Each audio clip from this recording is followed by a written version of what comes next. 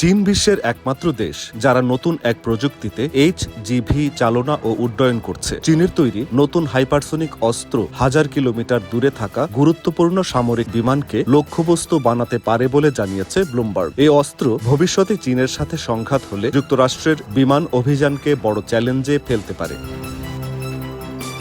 প্রতিবেদনে বলা হয়েছে, চীনের সামরিক বাহিনী এমন হাইপারসোনিক গ্লাইড ভেহিকল তৈরি করেছে যা আকাশ থেকে আকাশে হামলার অস্ত্র বহন করতে পারে। এসব অস্ত্র দূরে থাকা কমান্ড ও নিয়ন্ত্রণ বিমান সহ গুরুত্বপূর্ণ সামরিক লক্ষ্যবস্তুতে হামলা চালাতে সক্ষম হতে পারে।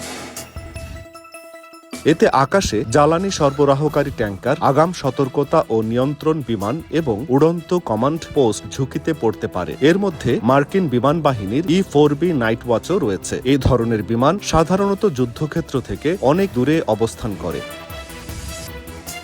হাইপারসোনিক গ্লাইড ভেহিকল মূলত এমন একটি ওভারহেড যা ক্ষেপণাস্ত্র থেকে উৎক্ষেপণের পর বায়ুমণ্ডলের মধ্যে হাইপারসোনিক গতিতে চলতে পারে এবং পথ পরিবর্তন করতে পারে। এ কারণে এর গতিপথ শনাক্ত ও প্রতিহত করা কঠিন।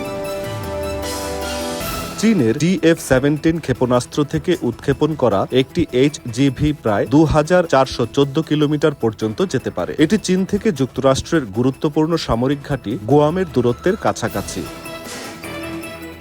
চীনের ক্ষেপণাস্ত্র ভান্ডার বিশ্বের সবচেয়ে বড় মজুদগুলোর একটি। পেন্টাগনের হিসাব অনুযায়ী 2024 সাল পর্যন্ত চীনের কাছে অন্তত 3150টি ব্যালিস্টিক ক্ষেপণাস্ত্র এবং 300টি স্থল থেকে উৎক্ষেপণযোগ্য ক্রুজ ক্ষেপণাস্ত্র ছিল। Desk report, ATV, USA।